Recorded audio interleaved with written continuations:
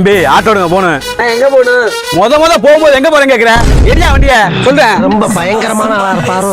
தம்பி அந்த ஜிபேல 50,000 போட சொன்னேன், போட்டீங்களா?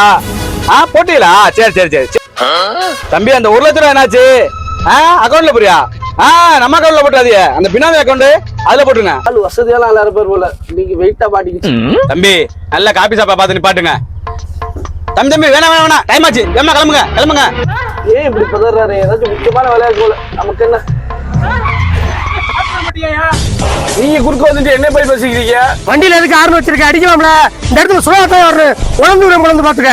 உனக்கு இருக்குன்னா நான் பலாப்பழமா யாரை ஏத்திட்டு போறது தெரியுமா? தம்பி போங்க.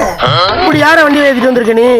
நீனா கடங்கார பையில வாகன 3 மாசமா கட்டாம டிமிக்கி கொடுத்து எடுத்துற.